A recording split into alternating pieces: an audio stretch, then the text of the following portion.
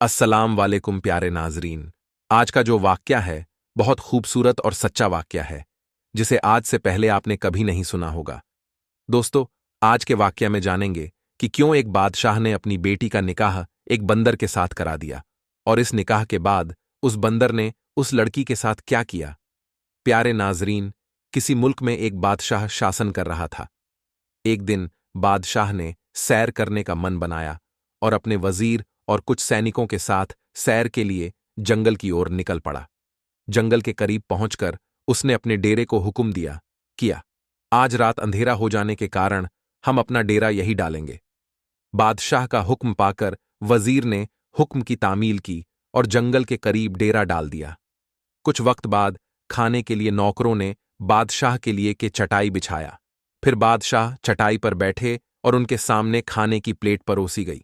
इतने में बादशाह ने देखा कि एक बहुत बड़े दरख्त पर एक बंदर बैठा है और सब कुछ बहुत ही खामोशी के साथ देख रहा है।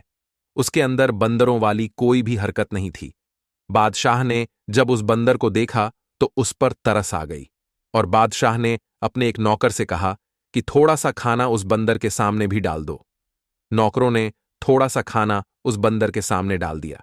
बंदर दरख्त से नीचे उतर कर आया और उस खाने को हाथ से ठेल दिया।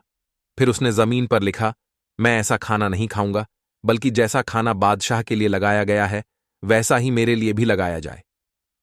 बादशाह को बंदर की ऐसी गुस्ताखी देखकर बड़ी हैरानी हुई, लेकिन बादशाह चुप रहे क्योंकि वह बहुत ही समझदार और नेक दिल बादशाह थे।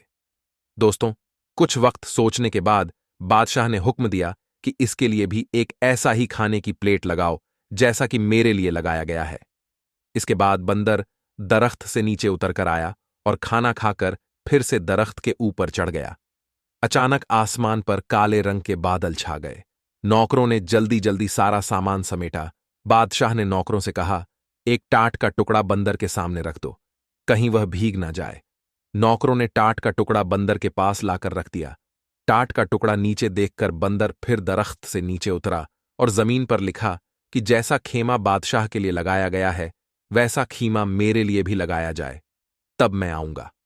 बादशाह के कहने पर नौकरों ने वैसा ही खेमा बंदर के लिए भी लगा दिया। खेमा लगाने की बात थोड़े ही वक्त बाद बारिश शुरू हो गई। वह बंदर दरख्त से नीचे उतरकर अपने खेमे के अंदर चला गया। कुछ दिनों के बाद बादशाह जब वापस अपने महल को जाने लगा तो बादशाह ने नौकरों से कहा कि जाओ और बंदर से पूछ कर आओ, क्या वह हमारे साथ जाने के लिए तैयार है। तो बंदर ने नौकरों की बात सुनकर दरख्त से उतरकर नीचे आया और जमीन पर लिखा, जैसी सवारी बादशाह के लिए तैयार की गई है वैसा ही सवारी मेरे लिए भी तैयार की जाए, तब मैं बादशाह के साथ जाऊंगा। अब तो बादशाह के अंदर बंदर के लिए दिलचस्पी होने लगी। फिर क्या था, बादशाह ने अपने नौकरों को हुक्म दिया कि इस बंदर के लिए भी मेरी तरह सवारी तैयार करवाई जाए।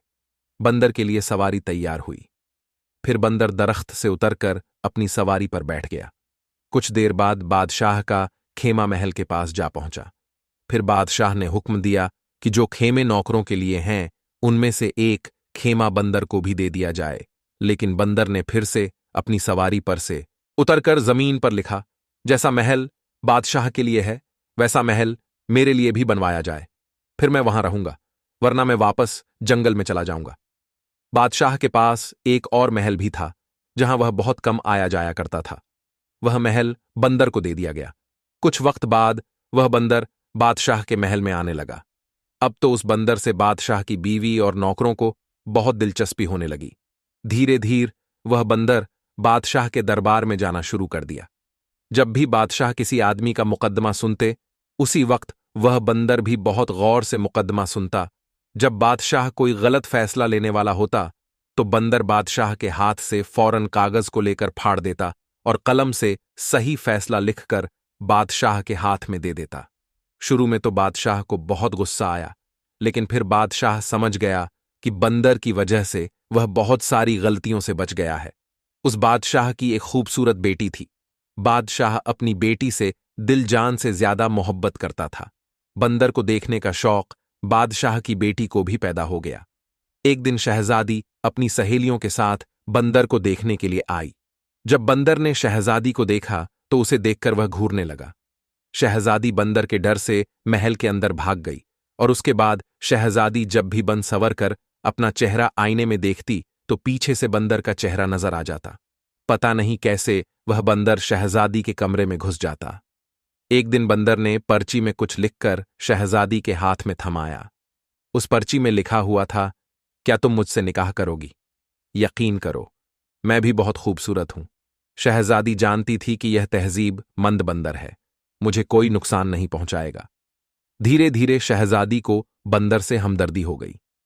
जब यह बात बादशाह तक पहुंची तो उसे यह बात अच्छी ना लगी कि बंदर उसकी बेटी के कमरे में आता जाता है। बादशाह अगले दिन बंदर से मिलने के लिए उसके पास आया। बंदर महल में मौजूद था। बादशाह कहने लगा कि देखो, मैं नहीं जानता कि तुम कौन हो। मैंने तुम्हारी हर बात को माना, तुम्हें अपनी बराबरी का दर्जा दिया। शायद दूसरा कोई बादशाह तुम्हारे साथ ऐसा ना करता, और अब तुमने मेरी बेटी को परेशान करना शुरू कर दिया है। यह बात मुझे जरा भी अच्छी नहीं लगी। इससे पहले कि मैं कुछ सख्त कदम उठाऊं, तुम बाज आ जाओ। बंदर झट से महल से कागज और कलम लेकर आया और कुछ लिखकर बादशाह को दे दिया। उसमें लिखा हुआ था, मैं आपकी बेटी से निकाह करना चाहता हूं, और मैं आपको यकीन दिलाता हूं, मैं आपकी बेटी को हमेशा खुश रखूंगा। बादशाह तो यह पढ़कर हक्का बक्का रह गया कि अपनी फूल जैसी शहजादी की शादी इस बंदर से यह तो कभी भी नहीं हो सकता। बादशाह ने कहा कि ऐसा तो मेरी जिंदगी में कभी हो ही नहीं सकता।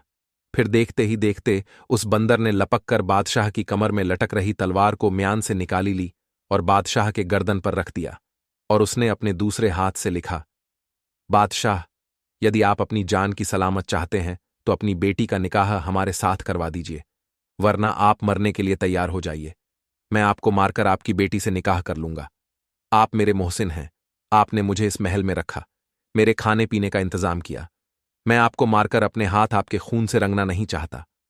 बादशाह ने अपनी मौत को सामने देखा तो कहने लगा, अच्छा, मुझे थोड़ा सोचने का वक्त दो। बादशाह अपने महल में वापस आ गया। वह बहुत परेशान हुआ। एक तरफ बेटी थी और दूसरी तरफ उसकी अपनी जान। सारी रात टहलते हुए उसने परेशानी में गुजार दी, लेकिन अपनी बीवी को उसने कुछ भी नहीं बताया। वह जानता था कि बीवी को जैसे ही पता चलेगा, वह सारा महल अपने सर पर उठा लेगी। सुबह होने तक बादशाह फैसला कर चुका था कि वह अपनी जान दे देगा, लेकिन अपनी बेटी की शादी उस गुस्ताख और कमबख्त बंदर से कभी भी नहीं करेगा। वह कुछ नसीहत करने के लिए अपनी बेटी के पास गया कि बेटी, कल को अगर मुझे कुछ हो जाए तो तुम्हें अपनी मां को कैसे देखना है और सल्तनत को कैसे संभालना है। शहजादी ने आंखों में आंसू भरकर कहा, अब्बा जान, ये आप कैसी बातें कर रहे हैं? अल्लाह ताला आपकी उम्र में बरकत अता करें। बादशाह ने कहा, मेरी बेटी, वह बंदर मेरे भी पीछे पड़ गया है और मुझसे कहता है कि मैं उसकी शादी तुमसे करा दूं, वरना वह मुझे जान से मार देगा। लेकिन यह तो नामुमकिन है। मैं तुम्हारी शादी उससे भला कैसे कर सकता हूं? तुम्हारी मां ने उसके कत्ल के कई बार मंसूबे किए, लेकिन वह हमेशा नाकाम रही। वह बंदर आज भी जिंदा फिरता है। बादशाह कहने लगा कि मैं जाकर बंदर को साफ साफ बता देता हूं कि मैं तुम्हारी शादी अपनी बेटी के साथ कभी नहीं कर सकता। उसके बाद शायद वह मुझे मार दे। तुम अपनी मां के साथ महल के तहखाने में जाकर छुप जाना और उस वक्त तक बाहर ना निकलना जब तक कि वह बंदर यहां से चला ना जाए। शहजादी ने कहा कि अब्बा, आपकी जान इतनी बेकार तो नहीं है। आप मेरे वालिद ही नहीं, इस सल्तनत के बादशाह भी हैं। आप जाकर बंदर से मेरे रिश्ते के लिए हां कर दीजिए। आखिरकार शहजादी ने जैसे तैसे अपने बाप को मना ही लिया। बादशाह ने बंदर को अपनी रजामंदी बताई और बंदर ने कहा, आप शादी की तैयारी शुरू करें। मल्लिका को जब यह बात मालूम हुई, उसने सारा महल अपने सर पर उठा लिया।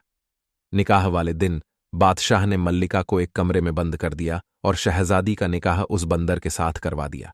शहजादी रुखसत होकर बंदर के महल में चली गई। अगले दिन जब शहजादी महल वापस आई तो बहुत ही ज्यादा खुश थी। बादशाह की बेगम ने जब यह देखा तो हैरान रह गई। बोली, बेटी, तुम उस बंदर के साथ इतनी खुश हो? शहजादी बोली, हां, मैं बहुत खुश हूं। शहजादी दिन में अपने बाप के महल में रहती और रात के वक्त वह बंदर के पास उसके महल में चली जाती। एक दिन बेगम ने सोचा, ऐसा क्या है उस बंदर में जिससे मेरी बेटी इतना खुश रहती है। फिर बेगम ने अपना लिबास बदलकर नौकरानियों वाला लिबास पहना और बंदर के महल में चली गई। शहजादी के कमरे का दरवाजा बंद था। बेगम कमरे के बाहर खड़ी हो गई और दोनों की बातें सुननी शुरू की। अंदर से किसी मर्द के बोलने की आवाज आ रही थी। बेगम ने दरवाजे की सुराख से अंदर झांका तो देखा कि शहजादी एक बहुत ही खूबसूरत नौजवान के साथ बैठी हुई है। वह शहजादी के साथ हंस हंस कर बातें कर रहा है। यह देखकर बेगम हैरान रह गई और सोचने लगी, अच्छा तो यह बात है। तभी तो मैं कहूं कि मेरी बेटी भला इस बंदर के साथ इतना ज्यादा खुश कैसे रह सकती है। अब बेगम वहां से पलटकर जाने लगी। तभी उसकी नजर एक कोने पर पड़ी जहां बंदर की खाल पड़ी हुई थी। उस बदर की खाल को देखकर बेगम साहिबा सोचने लगी, इतनी मोटी खाल बंदरों वाली, यह अपने ऊपर पहनकर भला क्यों रखता है और बंदर बना क्यों फिरता है। अगर मैं इस खाल को जला दूं तो फिर यह कभी भी बंदर नहीं बनेगा। यह सोचकर वह बंदर की खाल उठाकर अपने महल में ले आती है और उस खाल को आग लगा देती है। इधर बेगम ने जैसे ही बंदर की खाल को आग लगाई, उधर शहजादे को जलन महसूस होने लगी।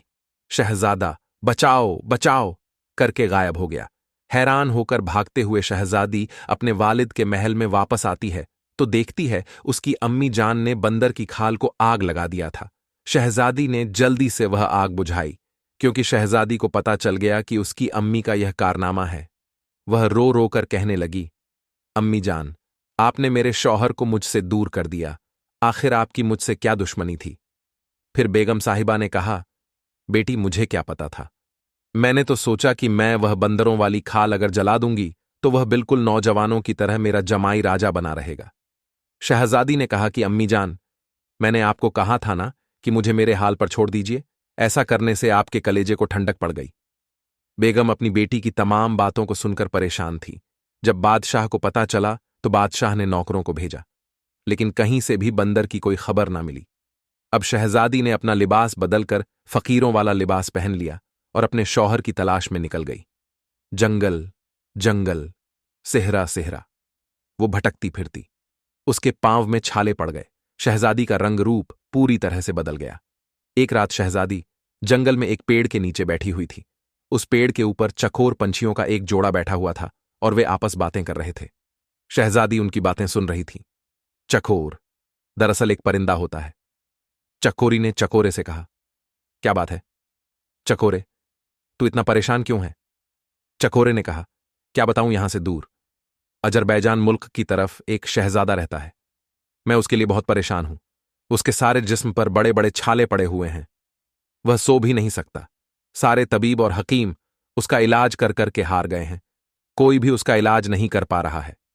चकोरी ने पूछा, शहजादे की हालत भला कैसे हुई। चकोरे ने कहा, किसी जालिम ने बेचारे शहजादे को जलाकर मारने की कोशिश की थी। शहजादे की जान तो बच गई, लेकिन उसका सारा जिस्म जल गया है। चकोरी ने कहा, ए चकोर, क्या हमारे शहजादे के दुख का कोई इलाज नहीं है। चकोरे ने कहा है, अगर कोई हमारी बीट इकट्ठी कर ले और इन्हें संदल के साथ घिसकर 30 दिन तक रोजाना सुबह शाम शहजादे को लगाए तो शहजादे के सारे जख्म भर जाएंगे। शहजादी समझ गई कि यह मेरे शहजादे के बारे में बात हो रही है। चकोरी चकोरा तो सुबह उड़ गए। फिर शहजादी ने उनकी सारी बीट इकट्ठा की और एक हकीम के भेस में वह अजरबैजान मुल्क की तरफ चल पड़ी। वहां से कुछ ही मील की दूरी पर शहजादी को एक शहर नजर आया। शहर बहुत ही ज्यादा खूबसूरत था, लेकिन वहां की हर चीज पर उदासी छाई हुई थी। वहां के लोग बहुत ही ज्यादा परेशान थे और अपने अपने कामों को अंजाम दे रहे थे। शहजादी जिससे भी उसकी परेशानी की वजह पूछती तो सारे बताते कि उनके शहजादे की हालत बहुत ज्यादा खराब है। शहजादी ने बाजार से संदल खरीदा और दूसरी दवाएं लीं और जरूरत का सामान खरीदकर शहजादी शाही महल में पहुंच गई और महल के दरवाजे पर पहुंचकर पहरेदारों से कहा, अपने बादशाह से कहो कि हिमालय की पहाड़ियों से एक हकीम आया है, वह शहजादे का इलाज करेगा। पहरेदार भागता हुआ बादशाह के पास गया। बादशाह ने कहा कि उसे फौरन अंदर बुलाकर लाओ। बादशाह ने देखा कि यह तो अभी नौजवान है, यह शहजादे का भला क्या इलाज करेगा। इतने बड़े बड़े वैद्य और हकीम शहजादे का इलाज न कर तो भला यह क्या करेगा। फिर भी बादशाह ने उसे शहजादे का इलाज करने का एक मौका दिया। फिर शहजादी ने कहा कि मुझे शहजादे के साथ वाला कमरा चाहिए ताकि मैं दिन रात शहजादे की देखभाल कर सकूं। बादशाह के हुक्म पर शहजादी को शहजादे के साथ वाला कमरा दे दिया गया। शहजादी ने इलाज शुरू कर दिया और 25 दिन में ही शहजादा पूरी तरह से ठीक हो गया, लेकिन जख्म अभी थोड़े थोड़े कच्चे थे। शहजादी शहजादे की खिदमत करती रही और बादशाह ने उसे बहुत भारी इनाम देने की तैयारी कर रखी थी और शहजादा उस तबीब का दिल से शुक्रगुजार था। लेकिन हुआ यह कि 30वें दिन शहजादी ने शहजादे के जिस्म पर वह लेप किया और वहां से चुपचाप निकल गई और अपने महल की तरफ लौट आई।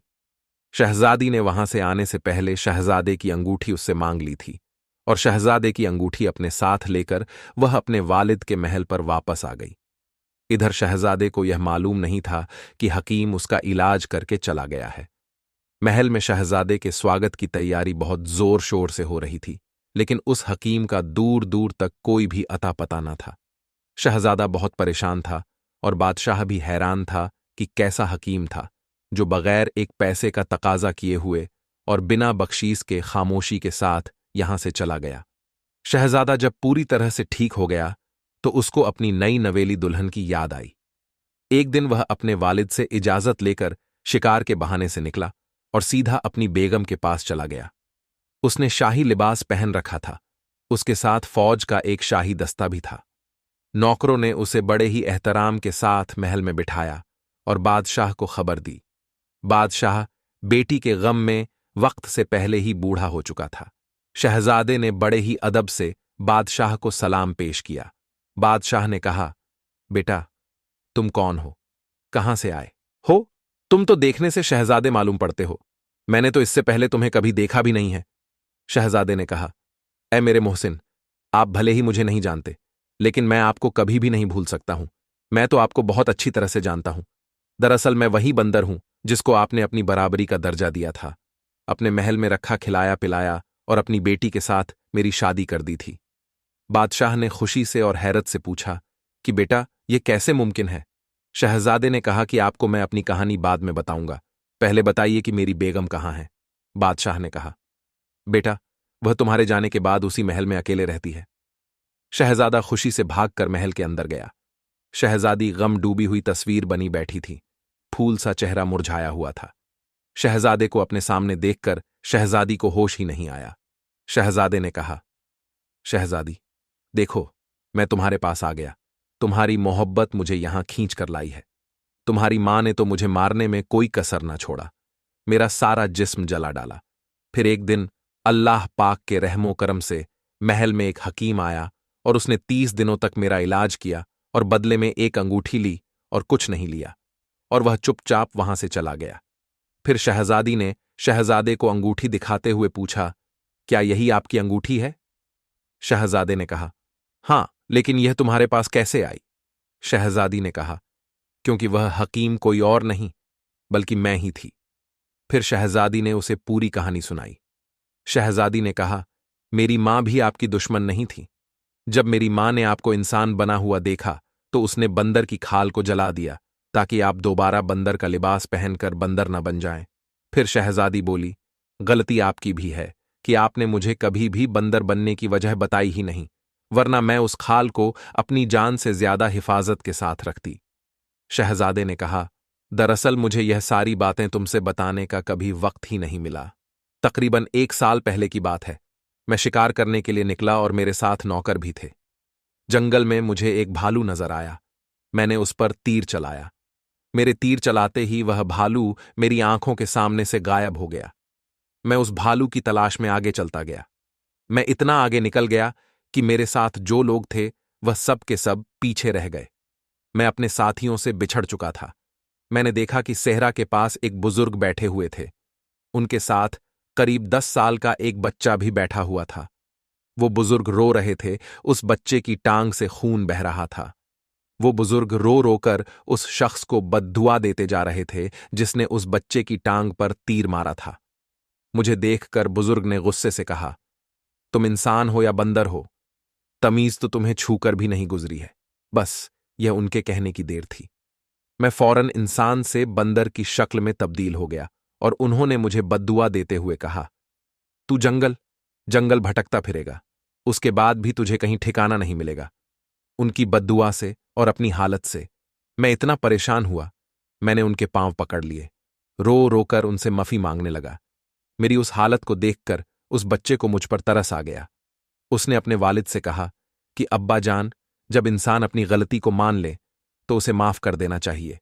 हमें चाहिए कि हम इसे माफ कर दें। लड़के ने जब बहुत ज्यादा इसरार किया तो उसके अब्बा जान ने कहा कि देख, इससे सीख, तूने इसके साथ क्या किया और यह तेरी भलाई मांग रहा है। खैर, मैं अपनी बद्दुआ तो वापस नहीं ले सकता, लेकिन इसे कम कर सकता हूं। जब कोई लड़की तुझसे हमदर्दी करते हुए शादी के लिए तैयार हो जाएगी, तब तू अपनी असली हालत में वापस लौट आएगा। अगर 1 साल से पहले तेरी शादी हो गई, सिर्फ अपनी बीवी के सामने ही तू इंसान की शक्ल में आ सकेगा। मजबूर होकर मैं वहां से आ गया। मैं वापस अपने महल भी नहीं जा सकता था और मेरा कोई और ठिकाना भी नहीं था। 5 महीनों तक मैं जंगल में यूं ही भटकता रहा कि उसके बाद मेरी मुलाकात तुम्हारे वालिद के साथ जंगल में हो गई, जो मुझे वहां से अपने साथ महल में लेकर आ गए। फिर बादशाह ने तुम्हारी शादी मुझसे करवा दी और आगे की सारी बातें तो तुम अच्छी तरह से जानती हो। शहजादे की यह बात खत्म ही नहीं हुई थी कि मल्लिका और बादशाह ने सारी गुफ्तगू सुन ली। फिर मल्लिका ने शहजादे से माफी मांगी और शहजादे ने मल्लिका को माफ कर दिया। बादशाह ने कहा, हमारा कोई बेटा नहीं है। बेटा, अब तुम मेरे पास रहोगे। शहजादे ने कहा, अभी तो मुझे अपनी दुल्हन को लेकर अपने वालिद से मिलाना है, उसके बाद मैं आपके पास आ जाऊंगा। उसके बाद शहजादा अपनी दुल्हन को साथ लेकर अपने वालिद के पास चला गया और फिर दोनों हंसी खुशी अपनी जिंदगी को गुजारने लगे। प्यारे नाजरीन, आज की मुकद्दस दास्तान खत्म हुई। ऐसी ही अल्लाह पाक की कहानी सुनने के लिए आप हमारे इस्लामिक दास्तान का हिस्सा बनना मत भूलिए। प्यारे नाजरीन, खुदा हाफिज।